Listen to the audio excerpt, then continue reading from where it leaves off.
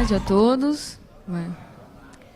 Gostaria inicialmente de agradecer o convite que me foi formulado na pessoa da diretora da escola, né, doutora Viviane Pessoa, e também enaltecer que a iniciativa, né, da CSB em promover um evento dessa envergadura, perfeito?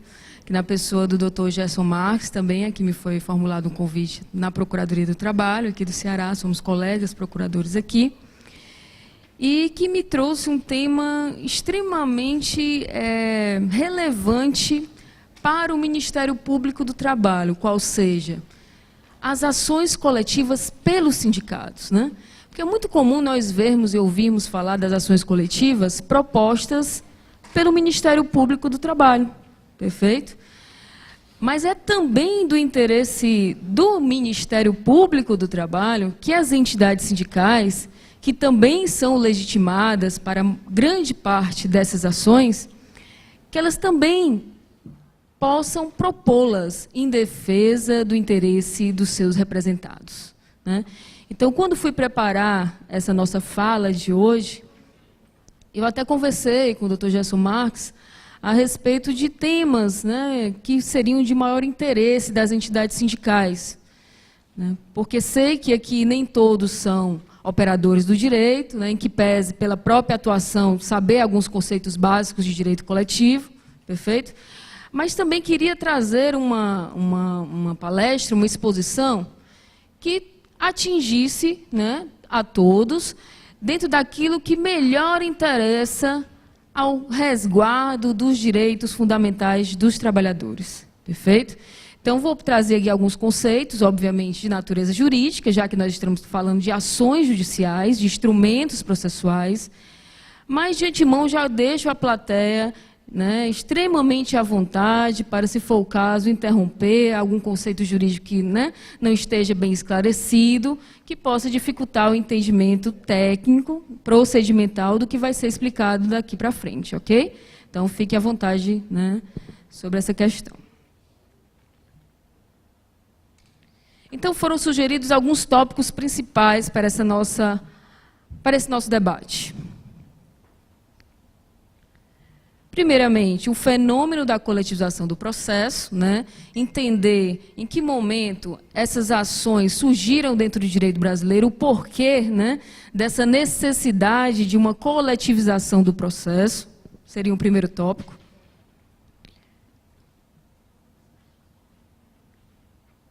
Estou passando aqui.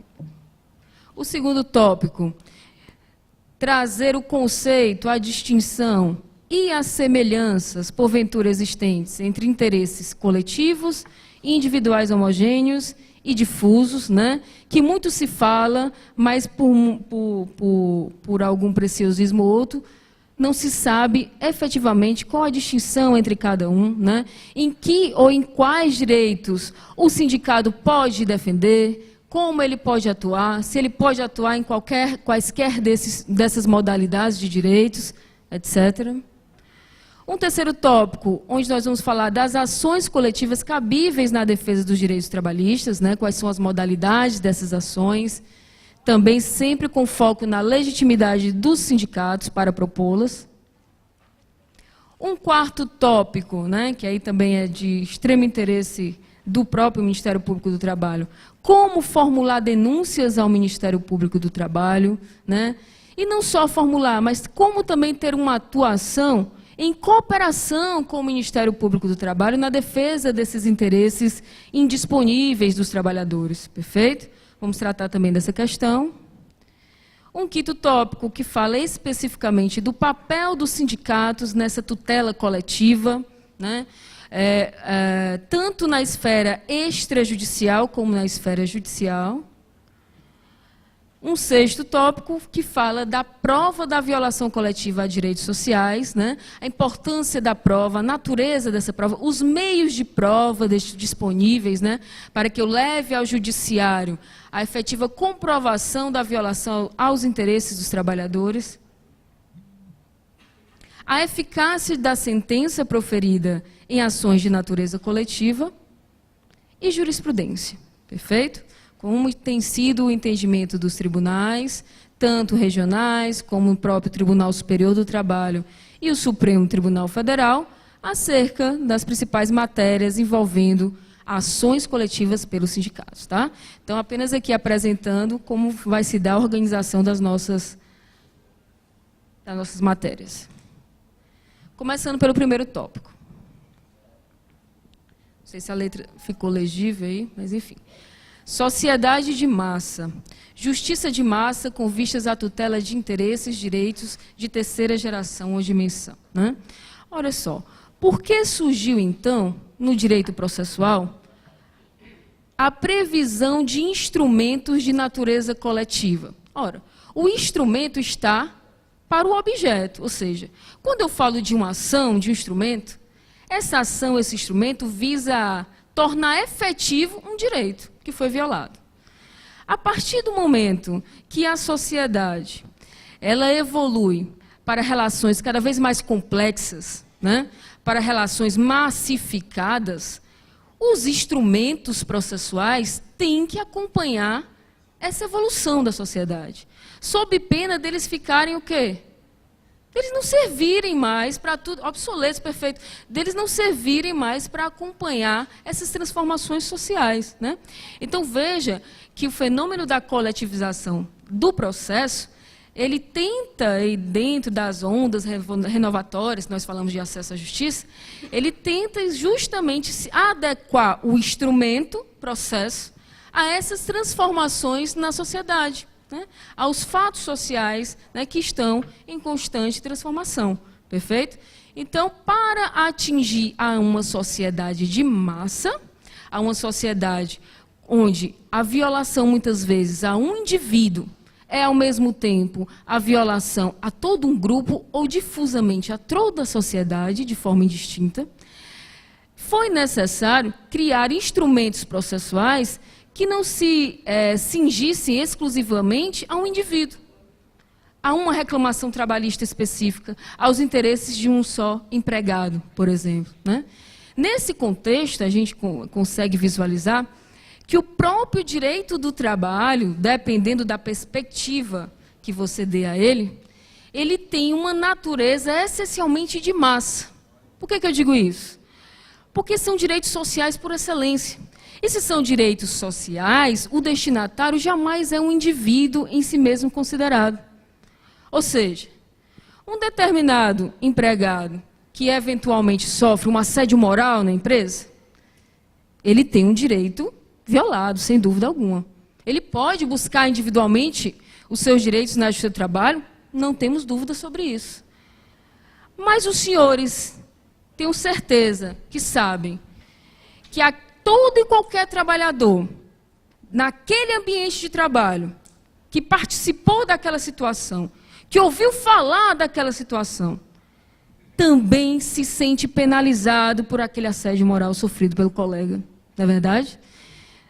Ou até mais, vou além.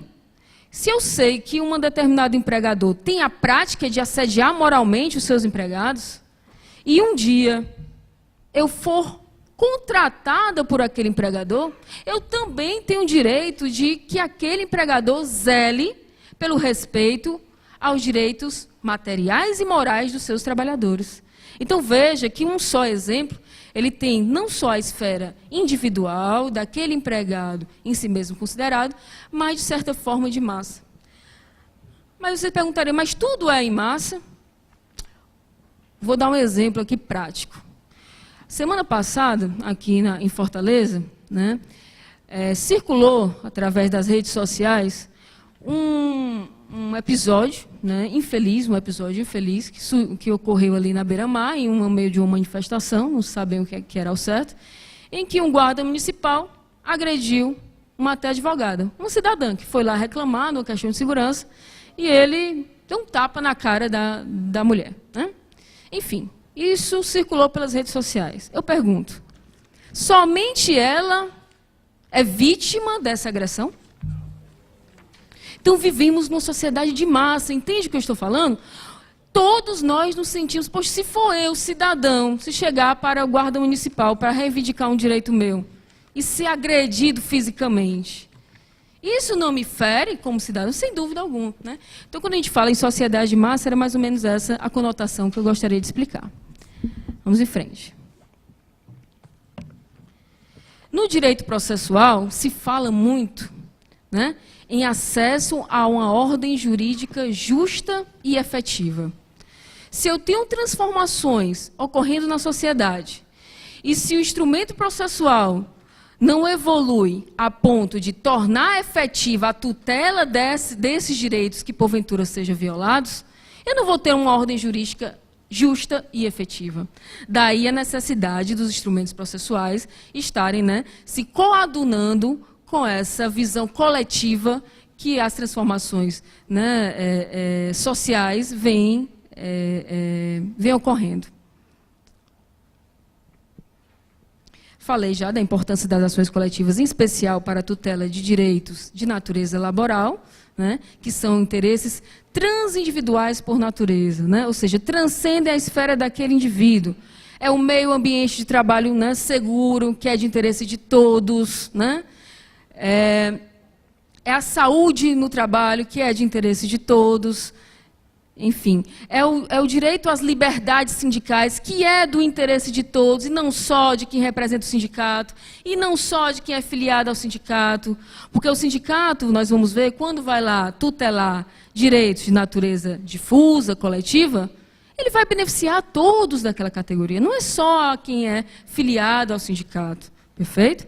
Então, essa natureza transindividual, por natureza do direito do trabalho, torna ainda mais importante as ações coletivas dentro do direito do trabalho.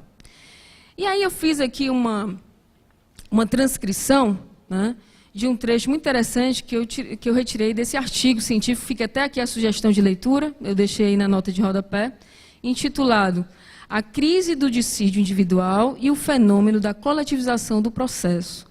O papel da prova como garantia de efetividade e cidadania no processo do trabalho. Tá? É do Williams Franklin Lira dos Santos, pela LTR. Vou ler aqui, né? Peço venha até para fazer essa leitura desse trecho que eu achei muito interessante. O trabalhador, singularmente considerado, normalmente não se acha capaz de acompanhar os atos processuais e suas inevitáveis armadilhas preclusivas.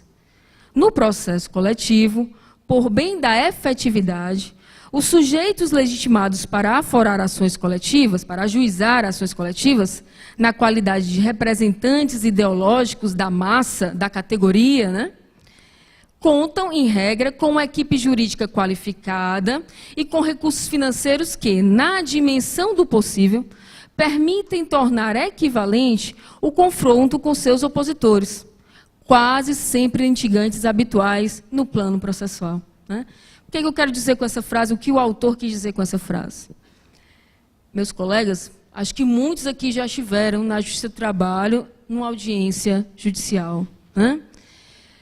Quando é uma ação individual, muitas vezes que o empregado comparece em jus postulante, sem advogado, o que é permitido ainda pela legislação. Qual é o grau de equilíbrio entre esse indivíduo sozinho, refém, do outro lado, e a empresa com uma excelente assistência jurídica do outro? Para lidar com os interveios do processo, com os prazos processuais, apesar de toda a bonança que a legislação trabalhista processual ainda traz, para efetivar o exercício do juspostulante. Agora, quando você vê o sindicato numa ação coletiva, de um lado da mesa, o Ministério Público do Trabalho numa ação coletiva, sentado à direita do juiz, conforme a própria lei complementar estabelece, né? Qual é o grau de equilíbrio dessa relação processual, em se tratando da empresa, em se tratando do sindicato patronal do outro lado? Perfeito? Vou além. Quem empregado sem estabilidade tem o direito de ajuizar uma ação judicial com o seu contrato de trabalho em curso? Cada vez mais raro, né? É preciso ter muita coragem, né? Então, vejam a importância da ação coletiva, principalmente a proposta pelo sindicato, para proteger o emprego de quem está na constância da relação de emprego, está tendo seus direitos violados e, por razões óbvias, não vai ajuizar uma ação na constância do seu contrato de trabalho em face do seu empregador. Perfeito? Então, veja a natureza especialíssima do instrumento coletivo para a tutela, inclusive do emprego de quem está tendo seus direitos violados e, por razões óbvias, não tem coragem, né? Porque sabe que a rebordose existe de fato, tá? De propor essas ações. Vamos em frente. Segundo tópico, interesses coletivos, individuais, homogêneos e difusos. Aqui eu trago o próprio conceito, tá? Previsto em lei. Essa definição ela é trazida dentro do Código de Defesa do Consumidor, né? Que trouxe aí todo um sistema de direito coletivo para o direito brasileiro. E veja que essa distinção e esse próprio conceito ele é feito de acordo com o tipo de pretensão, né? O que é pretensão? Aquilo que eu pretendo. Aquela minha pretensão eu levo para a justiça para que o juiz acolha a minha pretensão. Perfeito? Se a outra parte, a que eu estou pretendendo algo, resiste a essa pretensão, o que é que nasce? Uma pretensão resistida é uma lide, é uma controvérsia, né? E cabe ao juiz julgar essa lide, julgar essa controvérsia. Então, de acordo com a natureza dessa pretensão, nós temos os direitos coletivos em sentido amplo. Dentro desse sentido amplo, 3 espécies. Os interesses coletivos estrito sensu, os interesses individuais homogêneos e os interesses difusos. Vamos ver o conceito de cada um, então.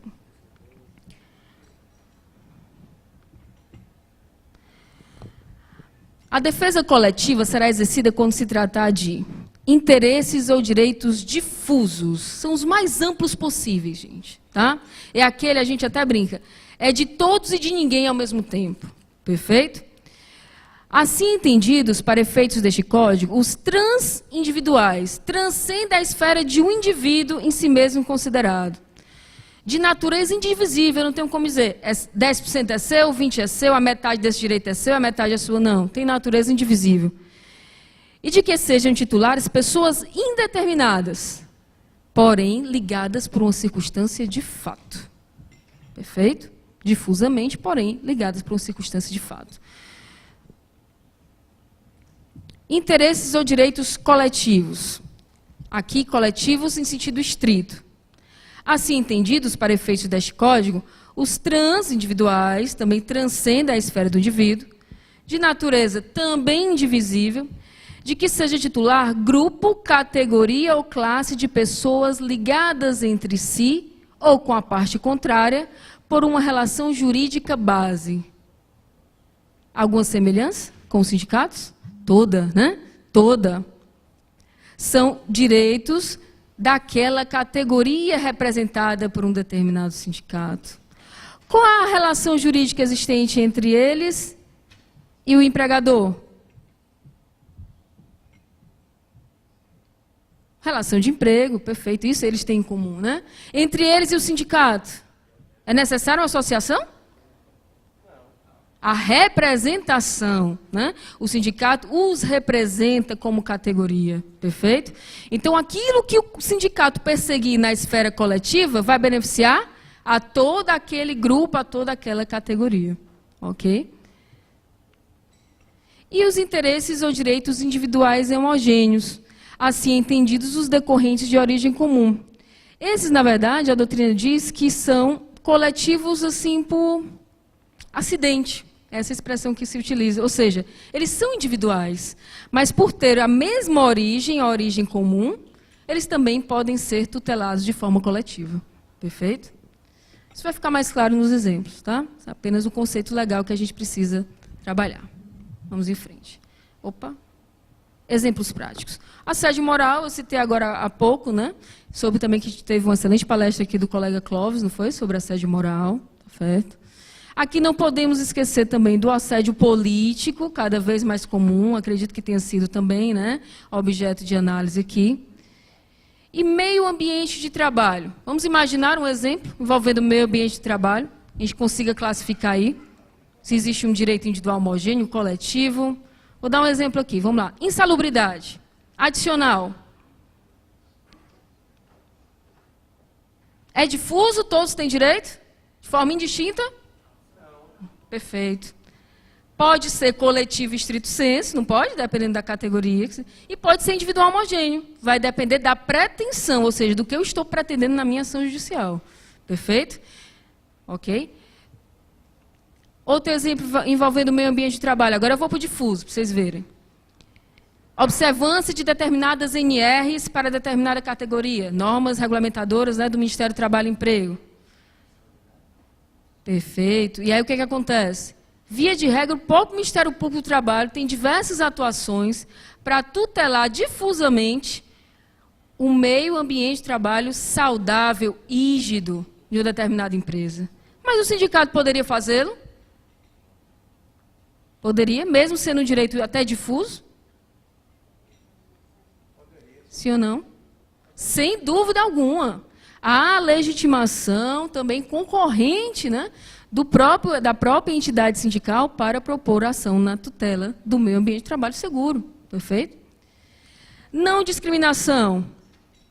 Vamos imaginar que uma determinada empresa está exigindo, né, para a contratação de empregados, critérios discriminatórios, desarrazoados, por idade, né, por aparência, coloca assim numa determinada notícia de jornal, como é que chama? Uma oferta de emprego. Boa aparência, não pode usar barba. Como vocês classificariam isso? É discriminatório? Sim, claro. Não tem razoabilidade para isso, não é verdade? O sindicato poderia propor uma ação envolvendo isso? Sim. Pelo que você está dizendo, sim, né? Sem dúvida alguma. O que é necessário comprovar?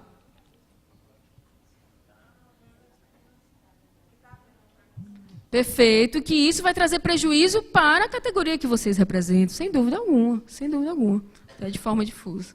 Então, veja que em qualquer desses assuntos, a gente vai ter, né, saber trabalhar essas questões. Práticas antissindicais, né, não tenha dúvida, né, também podem ser tuteladas a esse respeito. Ah, não é só o Ministério Público que pode fazer isso, não? De forma alguma, de forma alguma. Ah, quer dizer que o sindicato pode propor uma ação cujos pedidos sejam obrigações de não fazer para a empresa, porque ela está praticando condutas antissindicais. Sem dúvida. E isso pode ser proposto pelo sindicato. Perfeito? Questões envolvendo jornada, salário, férias, adicionais. Ah, doutor, isso não é só individual? Não, sempre vai depender o quê? Da origem comum e da pretensão, do que eu estou pedindo. Perfeito? Então, todo e qualquer atributo dentro do direito do trabalho, ele pode, sim, vir a ter o viés coletivo, difuso, individual, homogêneo. Vai depender o quê? Da origem comum, né, dessas violações a direitos. E da natureza coletiva do que se está pretendendo, obviamente. Vamos em frente. E então, doutora, quais seriam essas ações coletivas cabíveis na defesa dos direitos trabalhistas? Desculpa, passou demais aqui. Pronto. Tive um professor de Direito Processual do Trabalho, inclusive está nessa tribuna, o professor Gerson Marques. Ele dizia o seguinte: olha, vem o processo civil, né, cheio de novidades aí, achando que está trazendo um monte de coisa nova, meu Deus do céu, né? É muita inovação, né? É rito sumaríssimo, né? É celeridade, é tutela de urgência e de emergência. A CLT é de 43 e você já pode extrair tudo isso da própria CLT. Né? Falamos aqui que houve aí uma transformação na sociedade com o Código de Defesa do Consumidor, das ações coletivas. Né? Olha que a CLT, em 1943, já previu essa massificação, já previu uma forma, obviamente, lato sensu, coletiva, de se propor ações. Quem não conhece as reclamatórias plurimas aqui? Para que elas servem? Porque era muito comum representar um monte, pegar várias reclamações individuais, juntar em plurimas. Por quê? Porque esses empregados ainda estavam na relação de emprego. Muito comum, expurgos inflacionários. Empregados de bancos públicos ainda estavam na relação de emprego e não tinham coragem de sozinhos ajuizarem sua ação. Então, a reclamação plurima prevista na norma seletista, na nossa CLT, né? Até quando a gente ainda pode falar de CLT, né? Depois das reformas que estão passando aí, mas ela ainda está aí até que se aprove o restante. Mas as reclamações plurimas, sem dúvida alguma, já trouxeram para o processo do trabalho uma ideia de coletivização dessas demandas, né? Então, temos como ações coletivas, aí sim, estrito senso, a ação civil pública, perfeito? Muito conhecida como sendo de legitimidade do Ministério Público do Trabalho, mas é, sim, de legitimidade dos sindicatos, desde que estejam tutelando interesses de natureza coletiva, perfeito? Ação de cumprimento. A ação de cumprimento tem natureza coletiva? Sem dúvida. Para que ela serve? Para dar cumprimento às normas coletivas. Quais são elas? Acordo e convenção coletiva de trabalho. Ai, doutora, então quer dizer que o próprio sindicato pode ir lá e dizer, judiciário, exige a cobrança dessa cláusula porque a empresa não está cumprindo. É óbvio. E essa ação é tão forte, tem uma natureza tão forte, né, que eu até costumo equipará-la como se eu tivesse um título executivo na mão. Eu tenho aqui um acordo coletivo que foi celebrado pelo sindicato patronal, por exemplo, e ele não está cumprindo. Eu vou rediscutir isso? Não, eu tenho já um acordo firmado por ele. Então, a CLT vem e traz ação de cumprimento. Eu só quero que ele cumpra o que ele assinou, o que ele concordou em acordar, não é assim? Perfeito. Então, a ação de cumprimento, sem dúvida alguma, tem uma natureza coletiva. Por quê? Porque quando o judiciário vai lá e coloca uma multa pesada para viabilizar o cumprimento daquela cláusula de acordo e convenção coletiva, eu estou beneficiando toda uma coletividade. Estou ou não estou? Sem dúvida. Então, a ação de cumprimento também tem a natureza coletiva. Dissídios coletivos, pelo próprio nome, a gente nem precisa discutir, né? Esses vocês sabem, né, que podem, sem dúvida alguma, o sindicato propor. É só o de greve? Espera aí, doutora, o dissídio coletivo proposto pelo sindicato? Dos empregados? Isso é possível? Em que caso? Perfeito. Vocês mesmos já suscitam isso, né, para o judiciário. Né? Aí ele fica meio misto, porque lá a gente vai interpretar as cláusulas e muitas vezes até fazer um acordo através, né, do dissídio de greve. Muito bem. Mandado de segurança coletivo. Ah, é só esse sindicato aí de empregador que seja ente público. Não, não necessariamente. Na Justiça do Trabalho, as decisões interlocutórias, o que são decisões interlocutórias? São aquelas decisões que o juiz toma no curso do processo, sobre questões incidentes, né? Mas que ainda não são a decisão final de mérito do processo. É a forma mais simples de se explicar. Exemplo, liminar. Vulgarmente, que a gente chama de liminar. As liminares concedidas na Justiça do Trabalho, elas são passíveis de um agravo de instrumento, que seria o recurso lá do processo civil? Não. Qual é o mecanismo próprio a combater essas liminares? Não é um mandado de segurança? Quem já ouviu falar aqui de algum caso? É um mandado de segurança para o tribunal, não é assim que a gente faz? Ah, o juiz indeferiu lá a oitiva de uma testemunha minha. O mandado de segurança dessa decisão interlocutória dele. Esse mandado de segurança pode vir a ter natureza coletiva?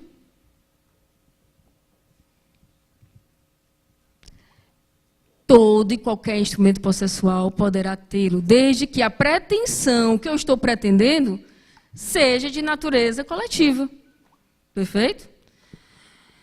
Interdito proibitório. Conhecem demais, né? Quando da existência de movimento paredista. Esse, via de regra, apresentado por quem? Pelo sindicato patronal ou pelas próprias empresas. Para garantir o quê?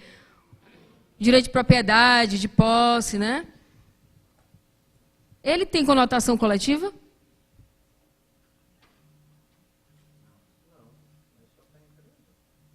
Não tem? Mas a repercussão do que é decidido no interdito proibitório? Se disser, olha, o movimento grevista não pode entrar nessa empresa, não pode fazer piquete aqui em frente. Sem dúvida vai ter conotação coletiva, né? Sem dúvida. Perfeito? Então, veja que qualquer instrumento poderá vir a ter essa conotação. Abaixo aí os dispositivos da lei, da Constituição, que atribuem legitimidade ao próprio sindicato, né, para propor essas medidas. Denúncias ao MPT. Eu coloquei até um link aí, né, que vocês encontram no próprio site do Ministério Público do Trabalho, www.mpt.mp.br. E é interessante que nesse link existe a própria missão, né, da nossa instituição, do Ministério Público do Trabalho, na defesa dos direitos indisponíveis coletivos dos trabalhadores. Eu vou até ler aqui. O MPT tem a missão de defender os direitos coletivos indisponíveis dos trabalhadores. Desse modo, a instituição não presta serviços de consultoria, nem atua em defesa de direitos meramente individuais. Para formalizar sua denúncia, acesse o serviço clicando na Procuradoria Regional de Referência. Acesse o serviço clicando na Procuradoria Regional de Referência, conforme disposto abaixo. Se você tiver qualquer dúvida ou dificuldade, poderá fazer a sua denúncia pessoalmente. Para consultar os endereços das unidades do MPT, acesse a página de procuradorias. E aí lá no site você vai encontrar todos os estados, todas as regionais, né, para formular essa denúncia. Eu pergunto, alguém aqui já formulou uma denúncia para o MPT ou pedido de mediação e foi negado, indeferido liminarmente?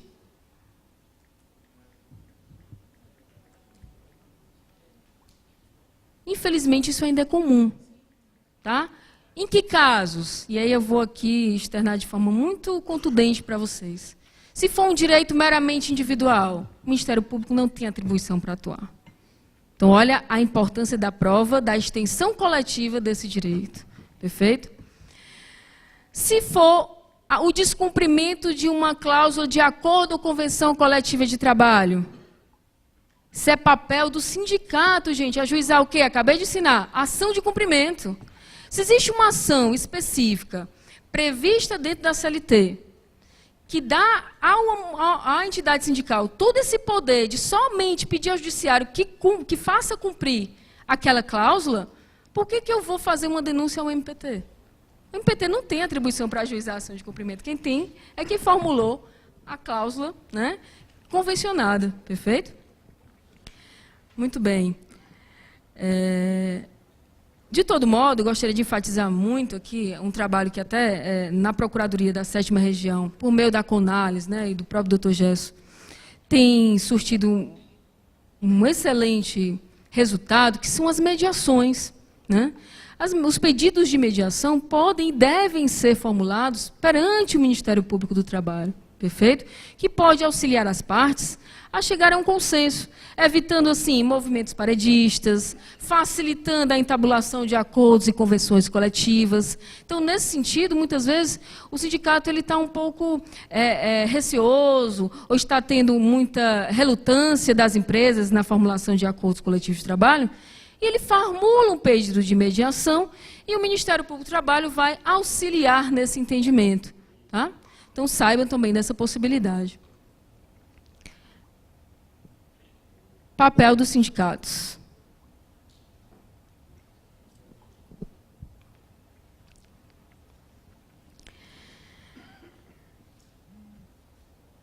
Primeiramente, a conscientização dos trabalhadores acerca da existência dos seus direitos, bem como fiscalização da sua efetiva observância por todos que integram a relação de trabalho. Eu tenho certeza que toda reivindicação de direitos passa por uma etapa essencial, o conhecimento da existência desses direitos. Por isso, é extremamente salutar um evento como esse, onde a própria central se preocupa em qualificar juridicamente os representantes das entidades sindicais. Como é que o representante sindical ele vai auxiliar na conscientização dos trabalhadores se ele mesmo não tem ciência dos seus direitos, dos direitos da sua categoria? Se ele mesmo não sabe quais são os instrumentos que pode utilizar, seja no processo, seja fora dele, para fazer valer esses direitos. Então, veja que a efetivação de direitos, ela passa sempre pela necessidade de conhecimento, de saber, de ter acesso a essa informação. Nesse aspecto, o papel do sindicato tem uma relevância extrema, extrema, Porque quanto melhor informado os seus representados, mais forte será a sua entidade sindical e suas reivindicações. Perfeito? E os instrumentos hoje são muitos, né? A gente falava agora há pouco das redes sociais, né? Canais abertos, né? Chats, eu já vi alguns sites de sindicato, tem chats para conversas e tirar dúvidas com os próprios representados, com os próprios trabalhadores. Perfeito? Já vi também a elaboração de cartilhas didáticas para os trabalhadores, explicando como ir atrás de algum determinado direito, explicando melhor as alterações legislativas recentes, né? Porque veja que nós mesmos que lidamos todo dia com essas questões, às vezes ficamos em dúvida. O que são mesmo essas reformas trabalhistas que estão passando? No que isso vai me prejudicar? Eu vi uma reportagem que foi veiculada, a gente sabe que muitas vezes veiculada de forma direcionada, mas foi veiculada, onde alguns manifestantes, agora desse último dia de greve geral, né, foram entrevistados sobre que direitos são esses dos trabalhadores que estão sendo retirados nessa reforma, né, que está sendo aprovada aí no Congresso Nacional. As respostas foram as mais absurdas possíveis. Será que nós mesmos, aqui, que estamos na ponta, eu diria na ponta, Ministério Público do Trabalho, entidades sindicais, estamos na ponta da defesa dos direitos fundamentais dos trabalhadores? O que temos feito até para ter conhecimento do que está sendo passado por aí, em termos de reformas? O que temos feito para, de fato, viabilizar um discurso contrário à famigerada tese da modernização das relações de trabalho?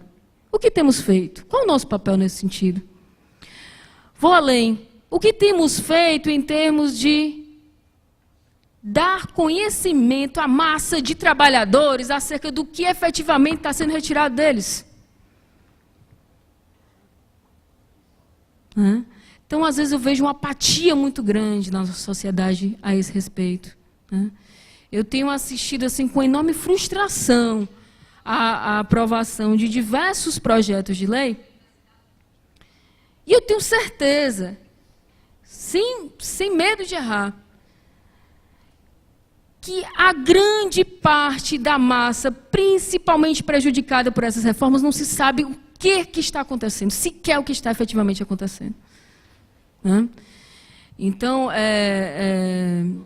sob esse ponto de vista, né, esse papel das entidades sindicais é ainda mais forte, é ainda mais importante nesse momento de reformas, de transformações e de relativização, para não dizer desregulamentação do direito do trabalho. Perfeito?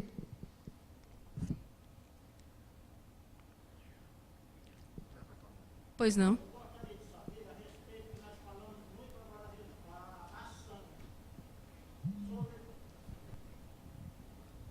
Eu gostaria de saber, porque nós falamos muito a respeito da ação, sobre a ação de cumprimento, a ação civil pública, e que o sindicato tem o direito de entrar. Mas o sindicato também, eu lhe pergunto, tem o poder de impetrar o Ministério Público para entrar com qualquer agravo referente ao trabalhador, ou não? Sem dúvida alguma, o senhor pode provocar o Ministério Público com qualquer tipo de denúncia a direitos coletivos dos trabalhadores, perfeito? O que está se dizendo aqui é que tanto o próprio sindicato como o Ministério Público do Trabalho têm legitimidade concorrentes na tutela, na proteção desses direitos. E ambos podem sim manejar a ação. E vou além. Em uma ação proposta pelo Ministério Público do Trabalho, o sindicato pode entrar como litisconsorte, colaborador daquela instrução processual, perfeito? Auxiliando o Ministério Público na produção de provas, em juízo, né, da violação desses direitos. Então, não tenha dúvida disso. Quanto à ação de cumprimento em particular, né, aqui, salvo engano, perfeito, doutor Gerson me corrija se eu estiver enganado, mas apenas aqueles que participaram da acordo ou da convenção coletiva em que se objetiva o cumprimento é que tem a legitimidade de propô-las. Perfeito? Ok.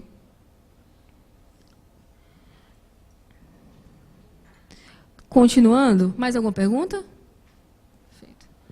Então, por isso, só esclarecendo melhor, por isso que algumas vezes, aliás, na grande maioria das vezes, quando a denúncia do sindicato é com base especificamente no não cumprimento de uma cláusula de acordo ou convenção coletiva, o Ministério Público indefere essa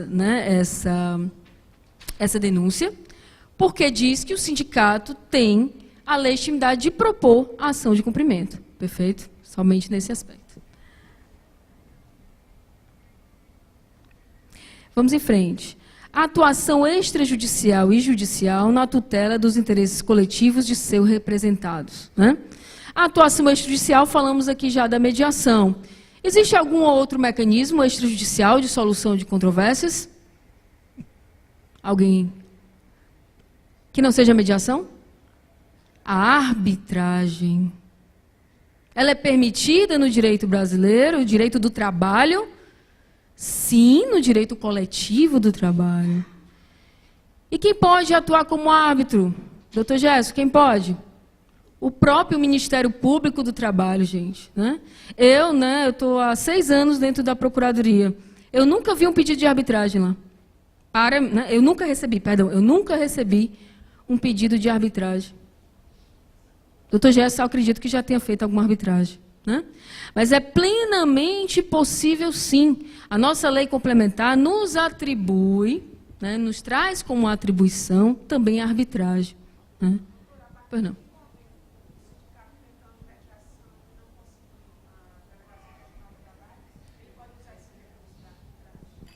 Em qualquer momento. Não existe a necessidade de precedência de um esgotamento da via mediatória, tá? Mas a arbitragem, ela também, ambas as partes devem concordar com a eleição de um árbitro para julgar aquela questão coletiva. Perfeito?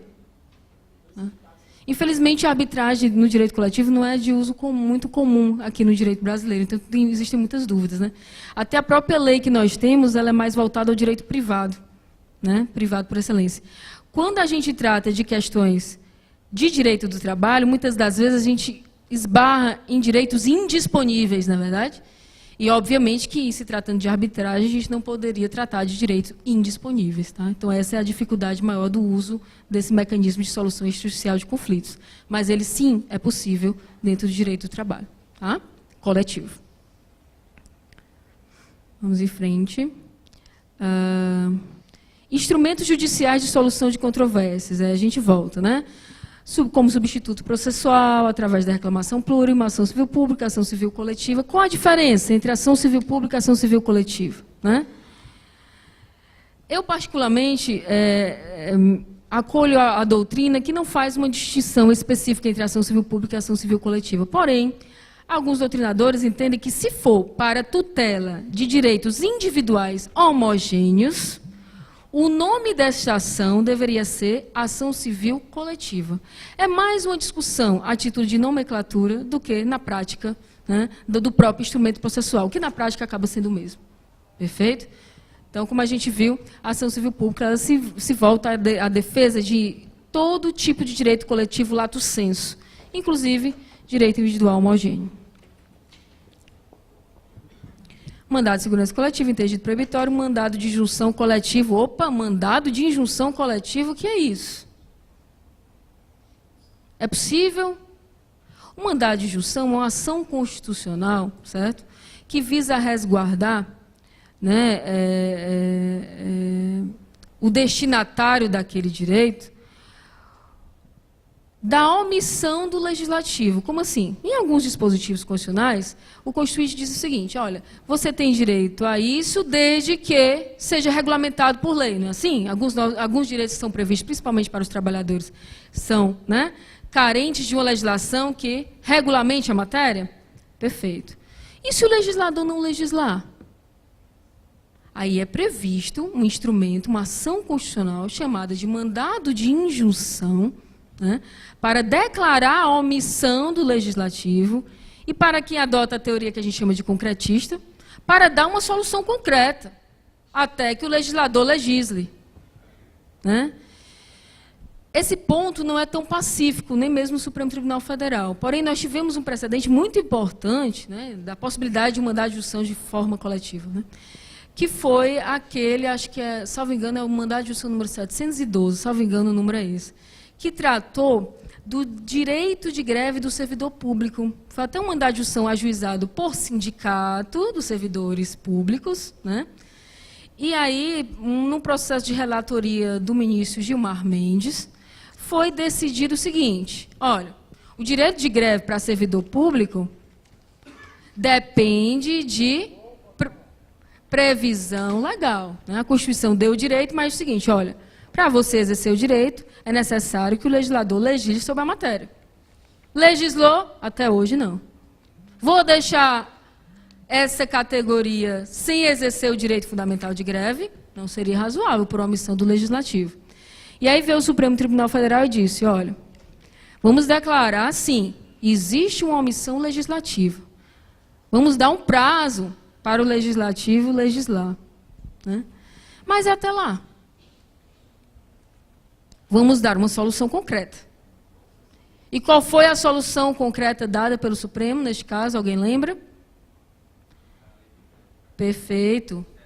7783. Aplicar a lei de greve, mutatis mutandis, né, naquilo que for compatível, perfeito, para os servidores públicos poderem exercer o seu direito, até que o Legislativo legisle sobre a matéria.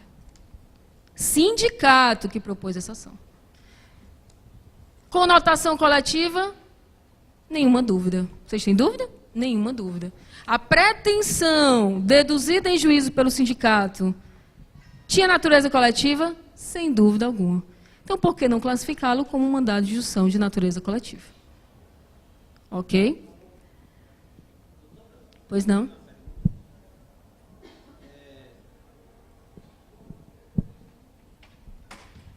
Boa tarde. Meu nome é Barbosa, eu sou o presidente do Sindicato dos Agentes Penitenciários. É o seguinte, o Supremo Tribunal Federal, ele decidiu recentemente que os agentes penitenciários não poderiam mais fazer greve e nos colocou no mesmo patamar das polícias. E agora, nós reivindicamos, junto à comissão aí da reforma da Previdência, que nós fôssemos incluídos junto com as polícias para a aposentadoria especial. E aí, para beneficiar, ficamos de fora. Inclusive, ganhamos aí mais um monte de processo por conta daquelas ações. Aí eu queria perguntar à senhora, eu posso entrar com mandado de injunção junto ao Supremo, pedindo que ele nos reconheça no artigo 144 da Constituição, para que a gente possa ser beneficiado com essa aposentadoria especial, pleitear isso aí? Por gentileza, doutora, por gentileza, deixa eu complementar. Na verdade, Barbosa, ele está reclamando os agentes penitenciários, né, que foram igualados a policiais civis, rodoviários e federais para efeito de proibição do direito de greve, como grupos armados. Todavia, é pior, porque a ação que estava sendo julgada era de uma greve da Polícia Civil de Goiás. E aí o Supremo, na sua decisão, disse que a Polícia Civil, para efeito de greve, se equipara à Polícia Militar. Essa que tem uma vedação constitucional, não pode sequer se organizar em sindicatos, né, só através de associações, e então, ligado pelo elo, né, segundo o grupo, como grupo armado, que para mim grupo armado é milícia, diz que nós estávamos proibidos. Então, o pedido, Barbosa, não seria nem para esse, não. Seria para ser feito, foi feito com os militares, que esses foram retirados da PEC. Se fosse por isonomia para o tratamento previdenciário, deveria ser retirado da PEC, entendeu? Então, esses absurdos que o Supremo tem decidido recentemente. E outra, só para complementar, nós temos um mandado de injunção lá no Supremo desde 2010, a respeito da nossa aposentadoria especial. O Supremo não tem tempo não para julgar isso aí? Infelizmente, essa resposta eu não vou poder lhe dar, né? Mas me parece que... Tá bom, porque o Eike Batista pronto, é bem ligeirinho, né? Pronto. Agora o resto... Se o senhor colocar lá na capa da sua petição, Lava Jato, pode ser que dê prioridade. Tá ok. O Brasil parou por causa da Lava Jato. Obrigado, doutora. Nada. Doutora, aproveitando, eu queria tirar uma dúvida. A respeito da nossa profissão, eu sou presidente do Sindicato dos Técnicos e Auxiliares em Radiologia, e nós tínhamos aposentadoria especial aos 25 anos. Né? E aí a minha pergunta, eu perguntei isso ontem a um outro palestrante, e ele me falou que a gente entra nas regras igual a todo mundo. Que a gente vai ficar igual a todo mundo com a reforma da Previdência. Pois é, porque no nosso caso não tem nada específico falando de como fica, né? Aí a outra pergunta que eu queria perguntar à senhora Porque a gente tinha nossos vencimentos vinculados ao salário mínimo. Nosso teto, segundo a nossa lei, 7385, me ajudem. 73990/85, ela dizia que todo profissional que trabalhasse na minha área teria um teto mínimo, que era fixado na época em 2 salários mínimos e mais 40%.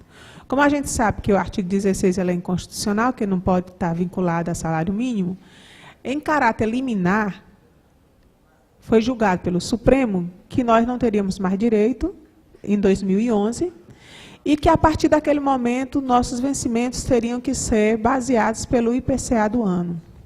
Aí, o que é que eu tenho sentido com isso? Foi em caráter liminar, nunca foi julgado, nem tem nenhum interesse em ser. E aí eu estou tendo uma dificuldade grande em todas as negociações, porque o patrão chega lá cheio de direito. Isso. Pronto. Pronto. Aí, quando eu chego para negociar, eles chegam lá cheios de direitos, cheios de razões, e cada ano está ficando mais difícil. Ano passado, eu tive que fazer movimentos à frente de empresas, eu tive que ir a decídio coletivo.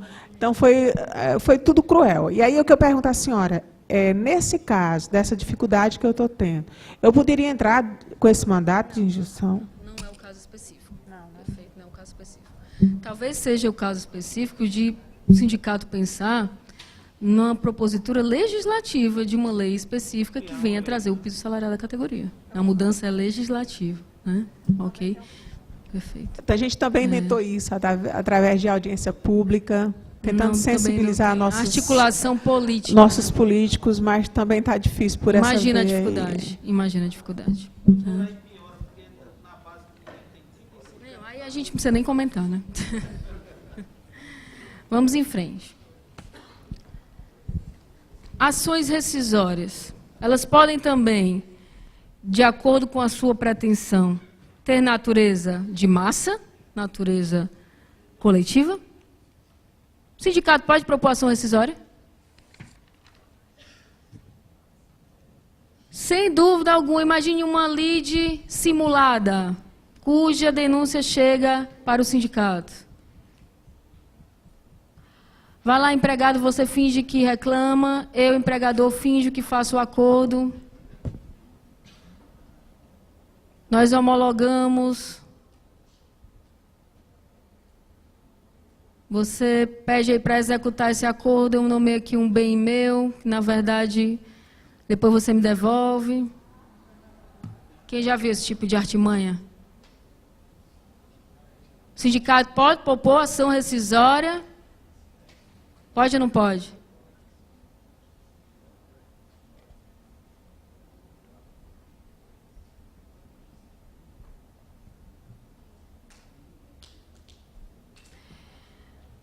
Gente, a Constituição atribuiu poderes amplos para a entidade sindical, tutelar, extrajudicial e judicialmente o interesse de seus representados. Se o empregado chega lá, não, eu fui forçado a fazer esse acordo, eu tenho prova disso, houve coação. Aqui, ó, esses negocinhos são bons para isso, né? O meu smartphone aqui, meu celular, eu gravei. O advogado que eu constituí, na verdade, foi pago pela empresa. Eu não tive direito de saber nem o que é que eu estava assinando. O sindicato pode propor essa ação rescisória para ele? Sem dúvida, sem dúvida, sem dúvida existe essa possibilidade. Então vamos em frente. Mais uma que eu também gostaria de passar. Demissão em massa. Tema muito comum, infelizmente, em tempos de crise. É possível uma ação civil pública proposta pelo sindicato para tutelar o direito de negociar previamente, tentar uma suspensão do contrato de trabalho antes de demitir, fazer o máximo possível para manter postos de trabalho antes de haver uma demissão? Sem dúvida alguma, gente. Um exemplo muito comum agora, em tempos de crise, né?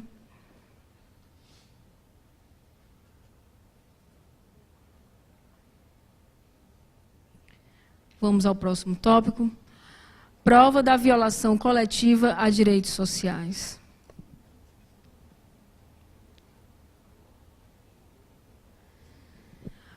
Como eu falei, a prova produzida em juízo, nessas ações, é de extrema importância para convencer o judiciário que, primeiro, se trata de uma ação cuja pretensão tem natureza coletiva, ou seja, vai gerar efeitos para toda uma coletividade, não é algo individual.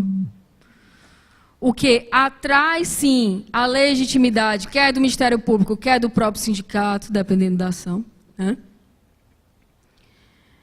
E mais, para o que eu esteja pedindo no judiciário, tem eficácia concreta no direito que eu estou defendendo. Vê o seguinte, a regra do ônus da prova é a seguinte: o ônus da prova incumbe a parte que faz a alegação. Essa é a regra geral. É claro que temos exceções, principalmente no direito do trabalho. Mas estou falando de ação coletiva, onde, em regra, não existe um polo mais fraco na relação. Eu estou ali, a entidade sindical, eu estou ali, o Ministério Público do Trabalho, lembra que eu falei disso, do equilíbrio? E do outro lado, a empresa, do outro lado, né, o sindicato patronal. Então, a regra de provar é de quem está alegando o fato. E qual a importância do sindicato nisso? Toda. Os sindicatos são os ouvidos da categoria. Os sindicatos são os olhos e os ouvidos dos trabalhadores.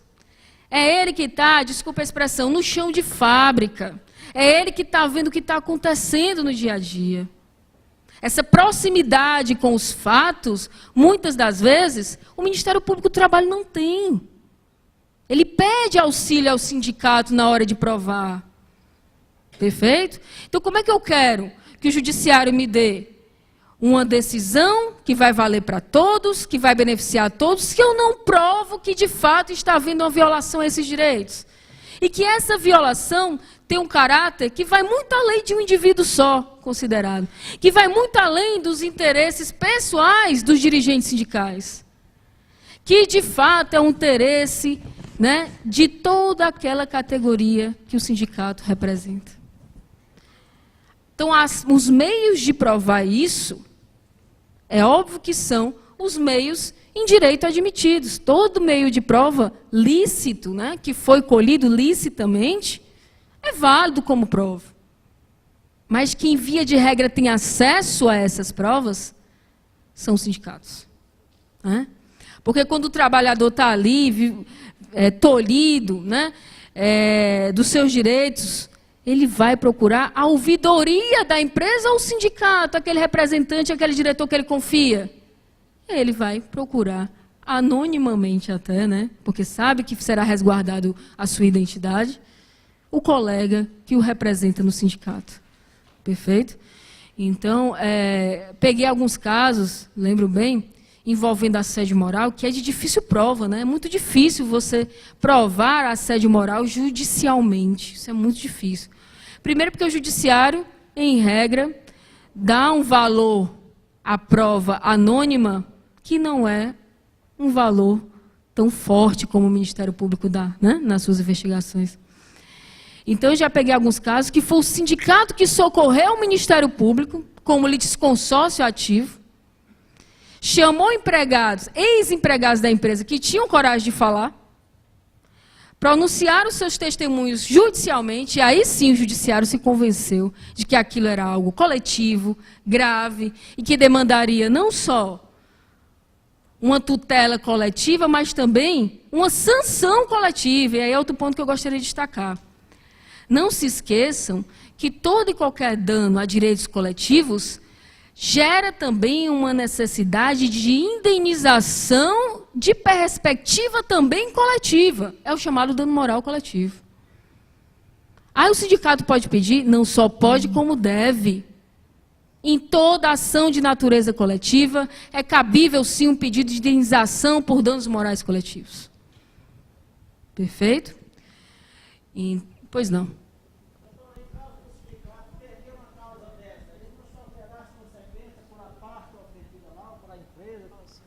As consequências de qualquer outra ação que venha a ser sucumbente ao sindicato.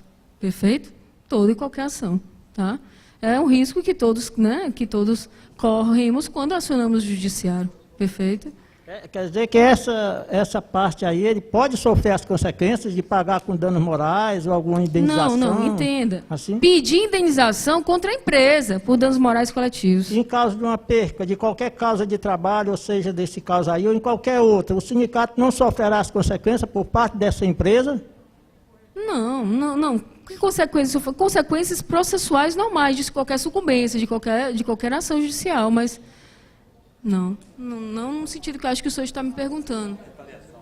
É retaliação. Eu quero deixar mais claro, assim, uma retaliação por parte da empresa. Se ele sofre alguma retaliação por parte da empresa, em caso de ele perder a causa. O sindicato sofre retaliação? Sim, eu pergunto assim. Eu acho que se ele perder a questão, é claro que ele vai sofrer represálias.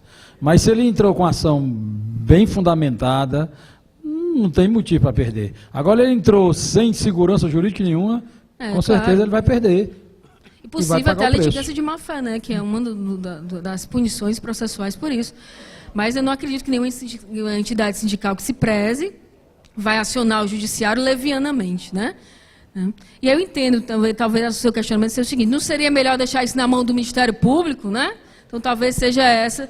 Então talvez muitas entidades sindicais, por não ter ou uma assessoria jurídica de qualidade, né? Ou não ter segurança nas provas que possui, faz a denúncia ao Ministério Público para se socorrer de maior segurança. Isso. Aí tudo bem, sem dúvida alguma. Perfeito? Seria melhor, nesse caso, em determinados momentos, denunciar o Ministério Público para poder ter uma veracidade para... Perfeito. E aí a gente entra exatamente no último tópico aqui, que eu vou pular, depois eu volto para o outro. Tá. Que é o valor da prova produzida no curso de inquérito civil público perante o MPT. Né? Ela tem um valor probante bem mais forte, sem dúvida alguma. Né? O valor da prova produzida no curso de um inquérito, o que é o inquérito? Né?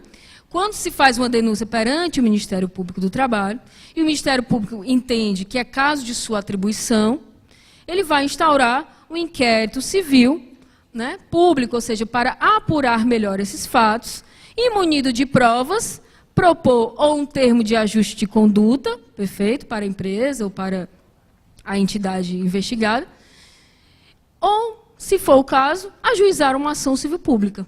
Perfeito? Então, é para isso que serve o inquérito civil público.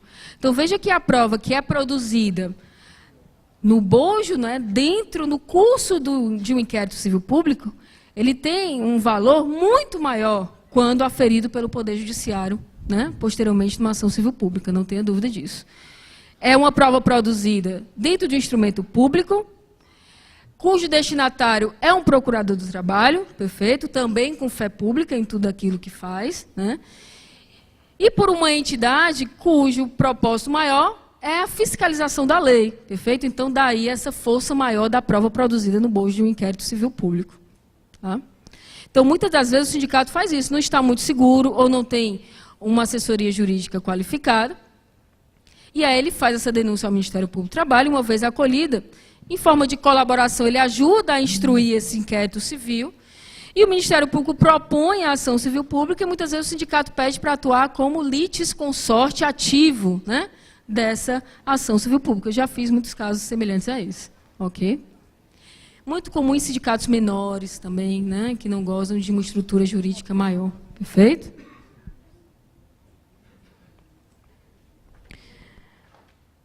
E voltando aqui, né, interesses coletivos que justificam o manejo das ações coletivas. É uma questão meramente individual. Se é meramente individual, não cabe instrumento coletivo para tutelá-la. Né? E a origem comum e relação jurídica base, né, demonstrar que foi algo em comum que gerou a violação desses direitos. Perfeito? Em comum àquela categoria. Vamos à eficácia da sentença. Aqui é um assunto um pouco mais técnico, tá? Mas após a leitura aqui do texto da lei, eu trago um quadro que explica melhor, uma forma mais acessível essa questão. Nas ações coletivas de que trata este código, lembrando que esse código aqui, repetindo, é o Código de Defesa do Consumidor, tá? Que é aplicável ao processo do trabalho e a todos os processos, tá? Que envolvam ações coletivas. Nas ações coletivas de que trata este código, a sentença fará coisa julgada. Coisa julgada acho que é um conceito que todo mundo consegue, né, entender. Coisa julgada é quando não cabe mais recurso, né? É quando transitou em julgado. É quando se torna imodificável, né, em tese, porque ainda tem a rescisória, a gente sabe disso, né? Mas em tese, aquilo que foi julgado em definitivo pelo judiciário, né? Isso é a coisa julgada, é aquela segurança jurídica que as decisões judiciais, após passar por diversos recursos, né, ou não, ou porque não se recorreu, ou porque apresentaram-se todos os recursos e não cabe mais recurso, ela chega e forma o que a gente denomina de coisa julgada. Então, nas ações coletivas, como é que fica essa coisa julgada? Por exemplo, o sindicato entrou, mas eu não concordava. Será que eu vou ser prejudicado se o sindicato perder? Se o sindicato entrou, o Ministério Público e não conseguiu provar e perdeu, o Ministério Público do Trabalho depois pode entrar de novo? Né? Então, essas questões eu acho que são dúvidas práticas que a gente vai elucidar aqui melhor. Então, vamos lá. Erga omnes, o que é que significa essa expressão? Para todos. Tá? É uma expressão em latim, significa para todos. Então, essa coisa julgada vai atingir a todos, aqui eu vou tentar, né, decifrar o que está na lei. Tá? Vai atingir a todos, exceto se o pedido for julgado improcedente por insuficiência de provas, hipótese em que qualquer legitimado poderá ajuizar outra ação, com idêntico fundamento, porém valendo-se de nova prova, na hipótese do inciso 1 do parágrafo 1 do artigo 81. O que é o inciso 1? Lembrando, direitos difusos. Então, vamos lá. Em se tratando de uma ação civil pública que envolva direitos difusos, se o sindicato entrar, não conseguir fazer uma prova que convença o judiciário da necessidade de proteção desses direitos e perder, como vai se dar os efeitos do que foi julgado, em definitivo, os efeitos dessa coisa julgada? Vai se estender a todos?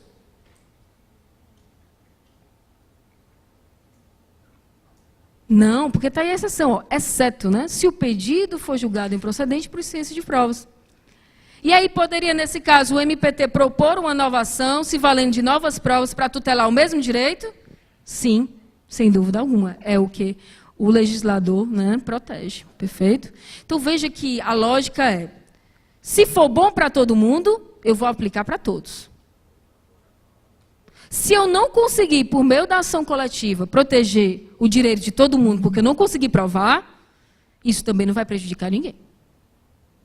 Então, a lógica do legislador foi a máxima proteção aos interesses coletivos. Perfeito? Agora, outra partes, mas limitadamente ao grupo. Ou seja, vai além das partes que estão ali, passa além das partes, mas não é para todos. É apenas para aquele grupo, aquela categoria representada. Estou falando agora dos direitos coletivos em estrito senso. Né? Salvo improcedência por insuficiência de provas. Nos termos do inciso anterior, quando se tratar da hipótese prevista no inciso 2, que fala dos coletivos em sentido estrito, do parágrafo único do artigo 81. Vamos lá, um exemplo prático. Adicional de insalubridade para uma categoria X. Perfeito? O sindicato entrou com a ação. São direitos coletivos em estrito senso? Sim, sem dúvida. Não conseguiu provar. A ação foi julgada improcedente por falta de prova.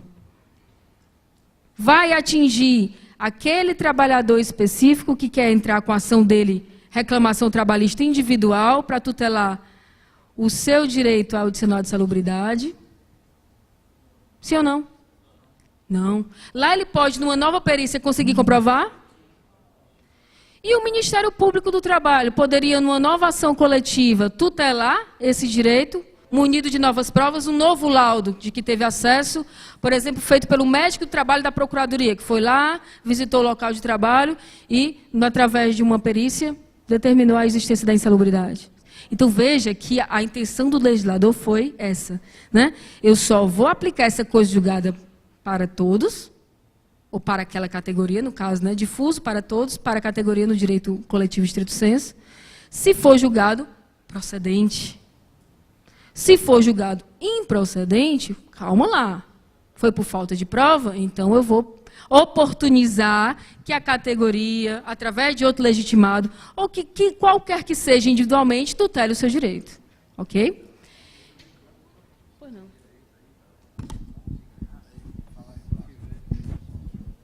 Quem não for sócio não é beneficiado na ação coletiva. Depende. Tá? Fale aí. Não. Tá, fale. Não, eu digo, essa ação que o sindicato entrou coletiva, o sindicato ganha essa ação. Então, essa ação vai beneficiar quem? A quem é sócio do sindicato. Quem não é sócio, eu acho que fica de fora, não? Não. Hã? Não, de forma alguma. Hã? Não é bem assim, não. A gente está falando da ação coletiva. Se for uma reclamação individual, aí vocês podem até, né, fazer uma... Mas, de forma alguma, aqui vai para todos. A tutela coletiva vai para todos. Porque é a liberdade de associação, né? Não poderia limitar ao exercício do direito, perfeito? Então, não há essa limitação. E aí, por último, os individuais homogêneos, né? Erga homem, pois não.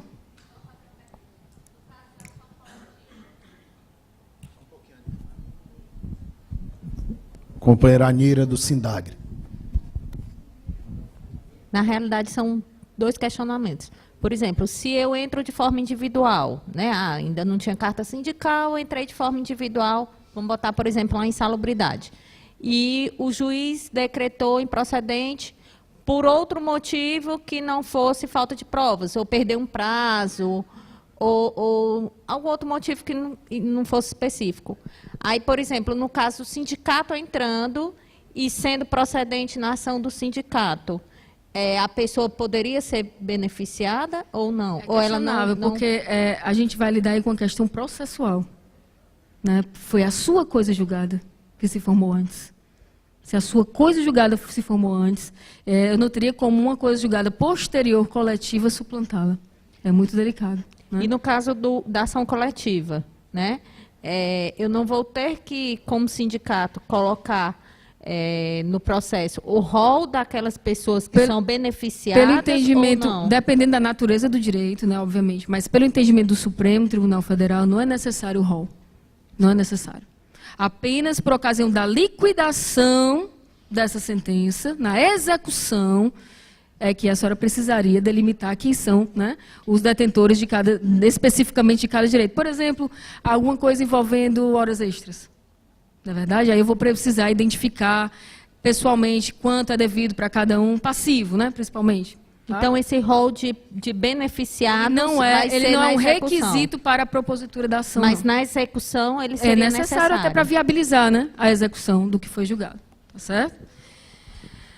Erga omnes apenas no caso de procedência do pedido para beneficiar todas as vítimas e seus sucessores na hipótese do inciso 3, individuais homogêneos. Eu acho que eu trago um caso prático aqui, que talvez é muito parecido com o que a doutora me perguntou. Aqui a tabela, né, que eu prometi para vocês. Regime jurídico da coisa julgada. Em se tratando de direitos difusos, erga omnes, haverá impedimento de outra ação coletiva, desde que procedente ou improcedente, não é assim? E é uma tabelinha melhor, eu acho que essa nota de aula ela é disponibilizada para vocês, não é? Pronto, é só para formatar melhor o que foi explicado em cada uma das modalidades de direitos difusos, coletivos, individuais e homogêneos. Deixa eu só passar o caso prático. Talvez responda um pouco as dúvidas também da plateia. Parágrafo 1º. Os efeitos da coisa julgada prevista no inciso 1, lembra, erga omnes, difusos, e 2, coletivos da categoria específica, né? Não prejudicarão interesses e direitos individuais dos integrantes da coletividade, do grupo, categoria ou classe. Na hipótese prevista do inciso 3, individuais homogêneos, Aí eu respondo a sua indagação, ou seja, para que aquele individual tivesse direito, ele deveria ter se habilitado na do sindicato e pedir desistência da dele. O problema é que geraram duas coisas julgadas. Sim, e habilitar na do... Perfeito, aí ele vai ser alcançado. Eis o problema, porque a dele se formou primeiro. A coisa julgada dele se formou primeiro. Ele correu esse risco, né? Exatamente. Perfeito. Então, parágrafo 2º. Na hipótese prevista no inciso 3, que são os individuais homogêneos, em caso de improcedência do pedido, os interessados que não tiverem intervido no processo como litisconsortes poderão propor ação de indenização a título individual, sem problema algum. Né? Agora, se eu pedir para me habilitar e foi julgada improcedente, não por falta de provas, mas foi julgada improcedente, aí depois eu posso ajuizar o individual? Não. Então, é o único caso em que eu vou sofrer os efeitos negativos de uma ação coletiva. Né? É quando eu me habilito e ela é julgada improcedente, mas não por falta de provas. Analisando-se as provas, chegaram-se à conclusão que você não tinha o direito. Perfeito?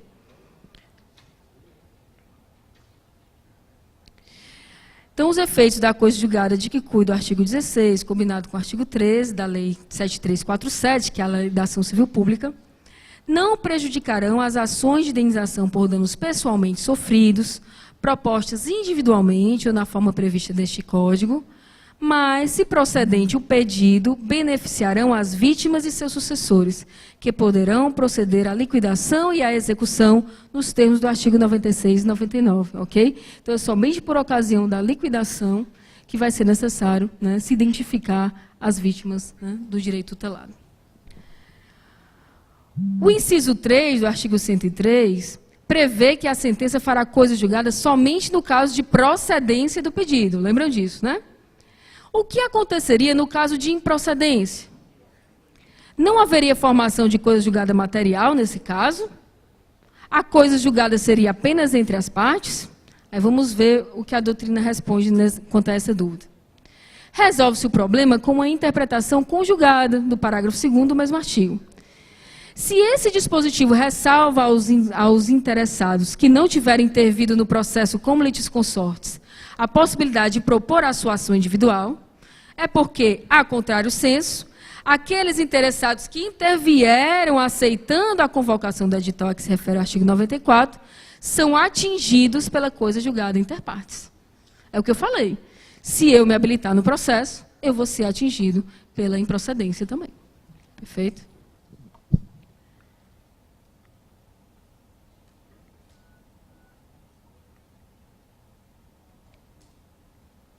Especificamente agora sobre a ação civil pública, que eu acho que é de maior interesse, só falar aqui de forma mais concatenada, como ela se dá, os elementos, né? Toda e qualquer ação judicial, pessoal, ela requer 3 tópicos específicos.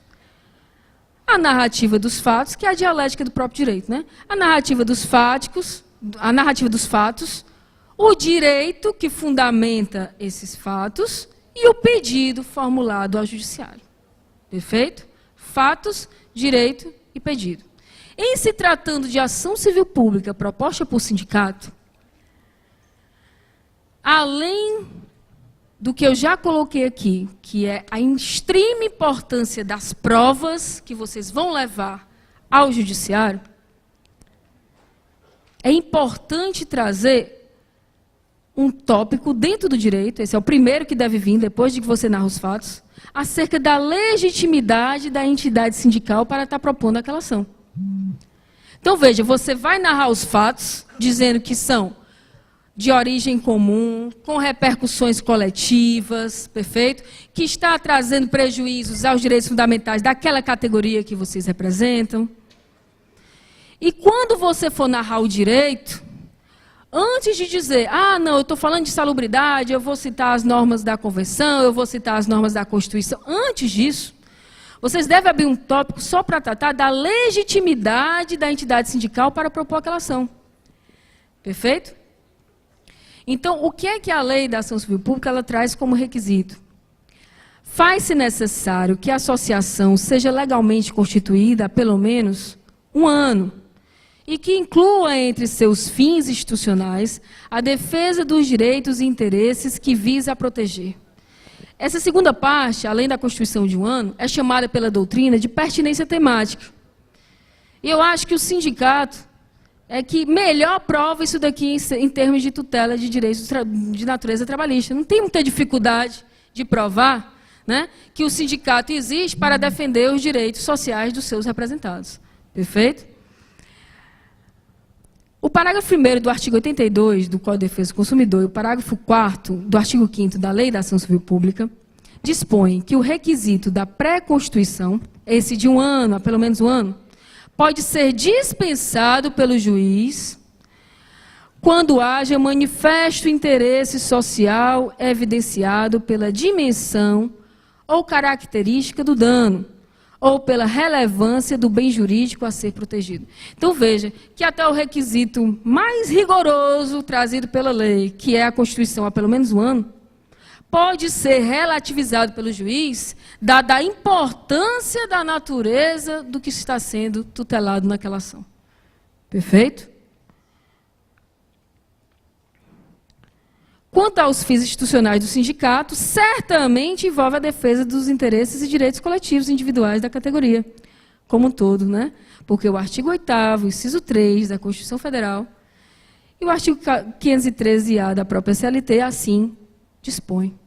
Consequentemente, torna-se evidente a legitimidade conferida ao sindicato na defesa dos direitos coletivos, lato sensu, pertinentes à categoria. Ok? Qualquer outro empecilho é ilegal. Ok? O que a legislação processual traz de requisito para que o sindicato possa exercer esse direito está aqui na frente de vocês. Qualquer outra limitação é de natureza ilegal. Opa, perdão. Doutora, 8 minutos. Perfeito, já estou concluindo. É certo que nem todos os integrantes da categoria são filiados ao respectivo sindicato, atendendo ao princípio da liberdade de associação. A pergunta do doutor aqui, ó. Ainda assim, a mencionada legitimação não se restringe aos associados propriamente, mas abrange todos os integrantes da categoria, pois a pertinência temática, quanto ao sindicato, refere-se à defesa de direitos relativos à categoria, e não só aos seus filiados, e de todos os seus integrantes, e não somente a quem se filiou. Ok? Então, respondida essa dúvida. Para finalizar, eu trago aqui jurisprudências sobre o tema. Eu vou tentar ser bem enxuta, explicar o caso concreto e dizer o que se aplica às nossas explicações, tá bom? Acho que eu passei uma do TRT 10. Onde é que eu devo apontar? É para cá? Pronto. Emenda. Legitimação ordinária para a população civil coletiva. Aqui é para a defesa de direitos individuais homogêneos. Lembra que eu expliquei a nomenclatura, por alguns utilizada? E legitimação extraordinária para ajuizar a reclamação trabalhista como substituto processual. Vou ler a parte que nos interessa.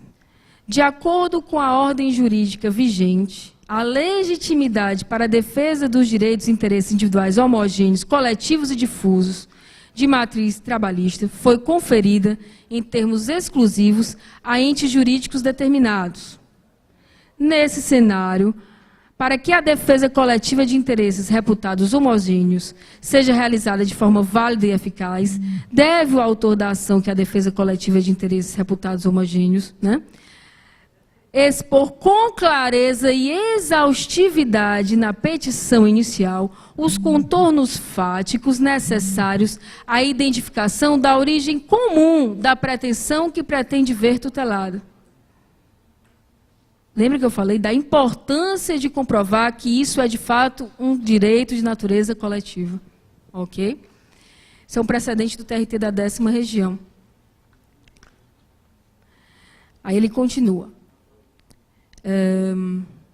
Ainda que o microsistema processual das ações coletivas inscrito no Código de Defesa do Consumidor, inspirado nos ideais da máxima racionalização e do amplo acesso à Justiça confira tratamento diferenciado a institutos processuais como legitimidade, litispendência e coisa julgada, não há negar que a ação sindical na cobrança de interesses concretos vinculados ao direito à percepção de horas extras nutrido por trabalhadores determinados há de pressupor a ausência de controvérsia em relação às realidades fáticas por eles vivenciadas, as quais devem ser objetivamente indicadas na petição inicial, inclusive para viabilizar o regular exercício do direito de defesa e a correta dilação probatória que se faça necessário. Ok? Uma do TST agora. Recurso ordinário, numa ação anulatória interposto por sindicato das empresas de asseio e conservação. Perfeito. Sindicato representante da categoria econômica, não subscrevente da norma coletiva.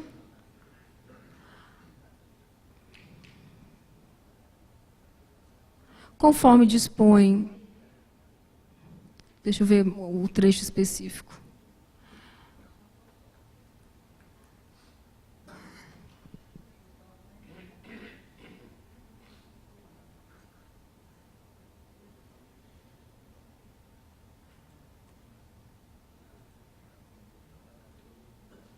Ah, sim, está aqui. Perfeito. É sobre a legitimidade concorrente do Ministério Público, foi dúvida do colega ali, do Ministério Público do Trabalho e também dos sindicatos.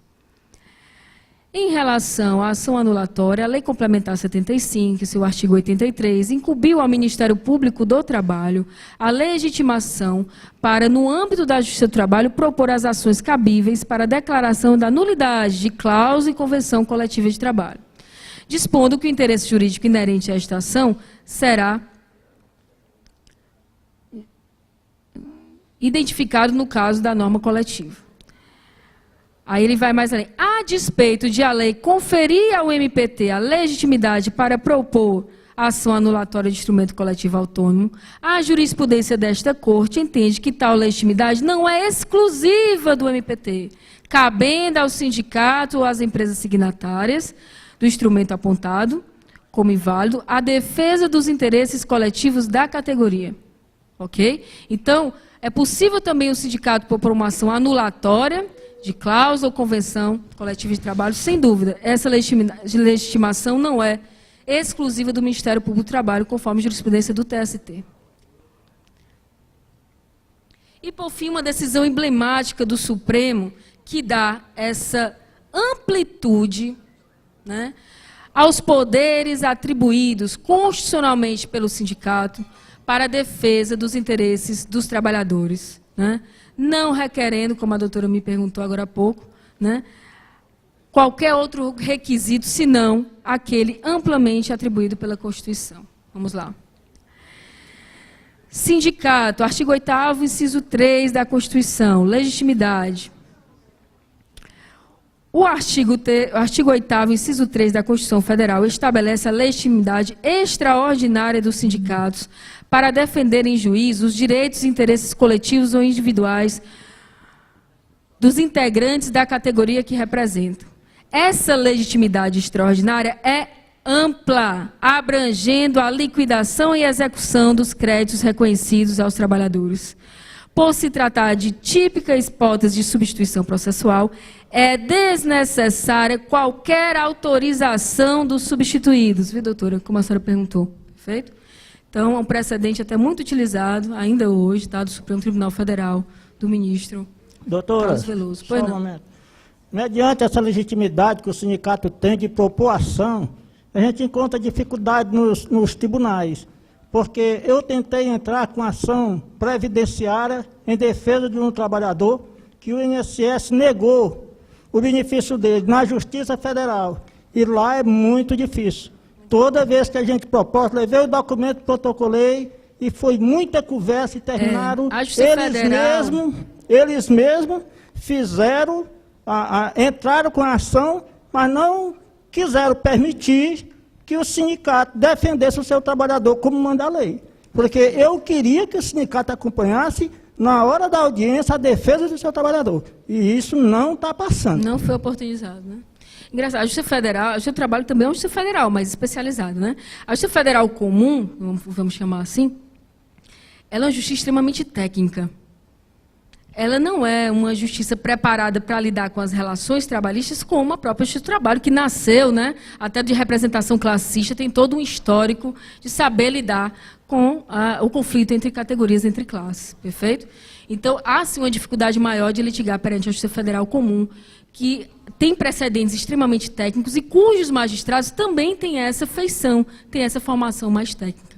O que eles querem é que a gente tenha o advogado, a gente daí pagar advogado, ganha um salário mínimo, daí pagar Perfeito. advogado para entrar, enquanto o sindicato, que a lei garante Exato. judicialmente defender, isso não está sendo aceito. É necessária a constituição de advogados na Justiça Federal Comum. Viu?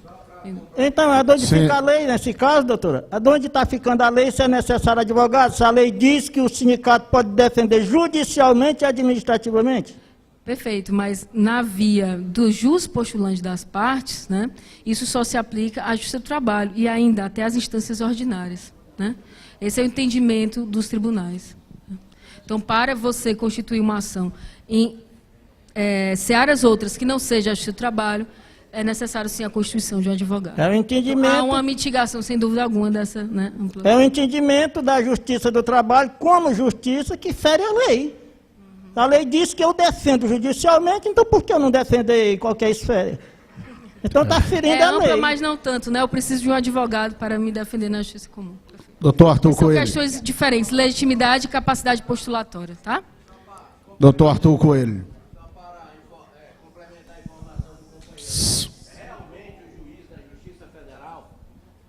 Não, além de não seguirem a decisão do Supremo Tribunal Federal, ainda pedem para que se faça a juntada aos autos da Assembleia da categoria que autorizou o ajuizamento daquela causa. É um absurdo. Eu cheguei, inclusive, a discutir com um dos juízes e perguntando para ele se as decisões do Supremo Tribunal para ele, e nada era a mesma coisa. Foi aí que eu consegui ingressar numa ação, depois de muito discutir com o juiz, não vou dizer qual é, porque não, né? Mas depois de muito discutir, de apresentar, porque ele disse, doutor, mas a nossa maneira de trabalhar é diferente. Eu digo, mas o código que existe lá no Rio Grande do Sul, doutor, é o mesmo que tem aqui. A decisão do Supremo Tribunal Federal vale para o Brasil todo.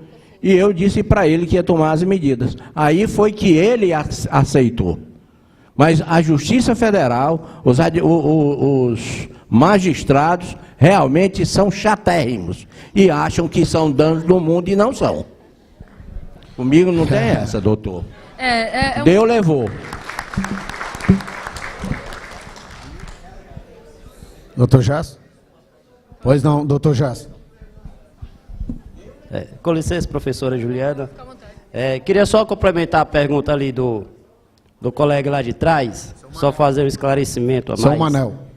Veja bem, quando a Constituição diz que o sindicato pode defender os interesses individuais e coletivos, judicial e extrajudicialmente, quer dizer que o sindicato, não quer dizer que o sindicato vá advogar. O sindicato não pode advogar. Existe um profissional técnico qualificado para isso, que é o advogado. Já imaginou, o senhor e a senhora já imaginaram um sindicalista advogando, ajuizando um mandado de segurança, ajuizando um mandado de injunção, ajuizando uma ação rescisória, promovendo recurso extraordinário para o Supremo Tribunal Federal? Então, quando a Constituição dá esse poder à entidade sindical, é lógico que é através do advogado que a entidade sindical possui. Tá certo? O sindicato não tem poderes técnicos, não tem conhecimento técnico para ajuizar uma ação. É o seu advogado. Agora, exatamente, é o setor jurídico que vai fazê-lo. Agora, a entidade sindical pode chegar e dizer para o seu setor jurídico, olha, o meu associado está precisando da assistência, então o nosso sindicato vai bancar a assistência dele. É nesse sentido que a Constituição menciona, tá? Obrigado. Não, aí se Mas o caso já está dizendo, é lógico, é analogia, porque a lei em si está dizendo uma coisa, e a analogia é outra coisa, eu não concordo. Não, isso aí é porque está no Estatuto da Ordem. O Estatuto da Ordem coloca como sendo prerrogativa do advogado, né? Advogar. Mas não, Ele não pode passar uma receita médica, né? Era só um esclarecimento, só um esclarecimento, tá? eu quero deixar mais claro ainda, mediante essa história. Eu acho que ele fez a lei confusão, doutor Gerson. 9.099, Em razão do seu trabalho, permitiu o jus postulante. Né? Não, do sindicato, da parte. Exatamente. Perfeito. Bem, para finalizar, a gente fala muito aí sobre reforma trabalhista, e uma das questões mais discutidas, uma das mais discutidas no âmbito sindical, são duas, né? É o fim do posto sindical, né? E a questão da prevalência do negociado sobre o legislado. Perfeito? E o que isso tem a ver com o nosso tema? A gente falou muito aqui da necessidade de aperfeiçoamento, né, das entidades sindicais, né, de cursos técnicos como esse que nós estamos promovendo, perfeito? De uma boa qualificação técnica por parte de quem representa juridicamente o sindicato, né, é quem vai propor essas ações que a gente apresentou aqui, perfeito? E o que isso vai nos dar de diferenciação? Vamos lá. Com o fim do imposto sindical, falando aqui, a grosso modo, não tenho, longe de mim ter experiência no âmbito sindical para afirmar, mas falando a grosso modo, só vai se manter o sindicato bom. Sindicato qualificado, que convença os seus representados a se filiarem. Porque, de forma pecuniária, ele só vai se manter com a contribuição assistencial. Perfeito? Não é verdade? Associativa, com a contribuição associativa. E como eu vou convencer o empregado a se associar? Dando resultados práticos da minha atuação. E quais são os instrumentos que eu tenho para dar esses resultados práticos? Acabei de mostrar, as ações coletivas. As ações coletivas dão resultados práticos e fazem uma propaganda positiva do sindicato. Ou seja, eu estou pleiteando judicialmente melhorias nas condições de trabalho. Não é só através do acordo da convenção coletiva, não é verdade? Então, muito bem. Quando a gente fala de amplos poderes que foram conferidos pela Constituição e que o próprio Supremo Tribunal Federal interpretou de forma ampla, esses grandes poderes requerem grandes responsabilidades. Para fazer uso desses grandes poderes e mantê-los como grandes, é necessário que a entidade sindical tenha muita responsabilidade no seu agir. Seja agora, em passando o negociado sobre o legislado, né? Tendo muita responsabilidade no que vai formular em termos de acordo e convenção coletiva, nas cláusulas que vai entabular com a categoria patronal. Né? Por quê? Porque os direitos fundamentais dos trabalhadores estão cada vez mais nas mãos das entidades sindicais. E repito, e só vão ficar aquelas que, de fato, zelem de forma responsável por esses interesses coletivos. Bom? Muito obrigada, eu desejo a todos um ótimo... Oi, doutor Arthur.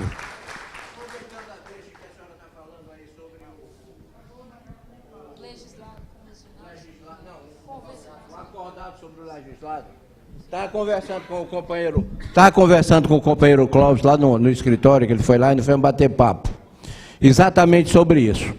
Então, veja bem o seguinte, o sindicato vai ter uma oportunidade muito grande, quando dos dissídios coletivos, para inserir uma cláusula dizendo que deverá ser descontado, e é isso que a gente quer discutir, que deverá ser descontado de cada um dos participantes daquela categoria a importância de X reais por ano para o sindicato.